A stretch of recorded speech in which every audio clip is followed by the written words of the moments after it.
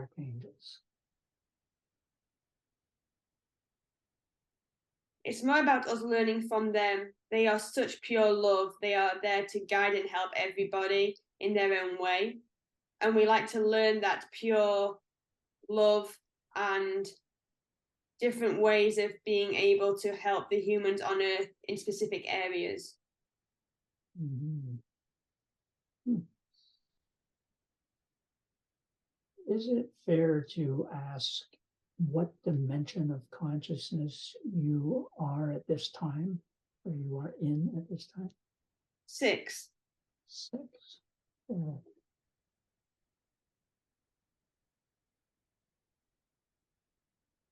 You know, you've exhausted the questions that I had originally. I'm wondering, though, from your perspective, if you think about the humans that might be reading this article, is there anything you would like to include that I may not have asked about?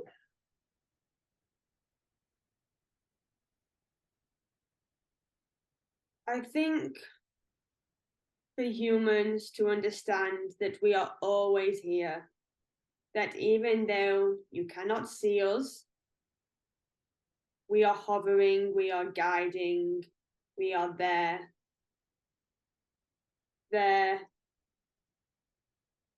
to show you your path, to help you along it, to trust in us, to trust in the universe, to trust that everything happens for a reason. We just ask that you try and sit with yourself and listen. More and more humans are awakening at this time on Earth. There is a big shift going on in the world. People are over their jobs, their mundane 9 to 5 stress levels, anxiety, working hard and not seeing anything for it.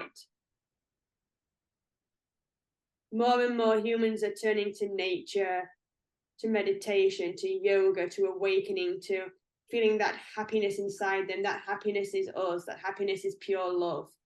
That is your soul reaching out for more, wanting more, to understand more. We say grasp that with all your hands and hold on to that, because that happiness is what leads you back to you. That is where your pure love and soul is from. Keep asking the question, what makes me happy today, and follow that happiness feeling. Good. You've gone a little beyond what I had asked. You certainly answered everything that I asked. I was going to ask if you had a particular message for humans, but I think it was maybe captured in what you just said. But would there be anything else by way of message that you might want to leave us with?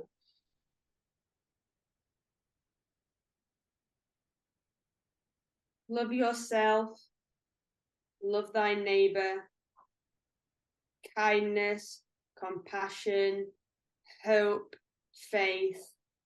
Give it to each other, for this is what makes the humans go forward and what keeps the awakening flowing. And well, thank you very much for that. I discussed this with Alexina, and if it's all right with you, I'd like to ask a question on behalf of a woman who's living in my home with my wife and I. May I do that? Yes. Her name is Sienna. She's from Korea. Her life is very busy and stressful. She's going through splitting with her husband. Her 4 children are in Korea. She's trying to establish herself as a musician in Canada. She was a pretty successful one, as I understand it, in Korea. She seems to be dreaming a lot, and she seems to have some rather unusual abilities as she reports them to us in her dreams. Some seem prophetic, some seem to enable her to communicate with her children. I'm wondering if she doesn't have the potential of unleashing some rather interesting talents, such as psychic ability, possibly channeling, things like that. Would you comment, please? Sounds like psychic abilities, but also she can astral project herself. Oh. That could be a big part for her, especially when she's dreaming to come out of herself and travel. She is most likely be able to travel to see her children within astral projection.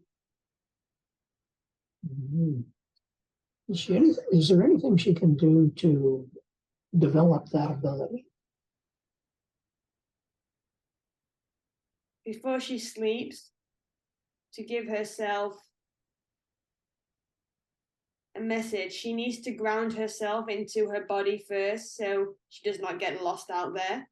Mhm. Always bring herself back to her and ask just to travel for 30 minutes to where she wants to go. She has to feel where she wants to go, imagine it, and go to sleep with this feeling. Good. Thank you.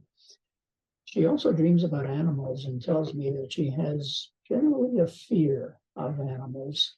And I was wondering if she has had a history that is accounting for that. This sounds like a childhood trauma. Maybe when she was very, very young, and she's associated that with all animals.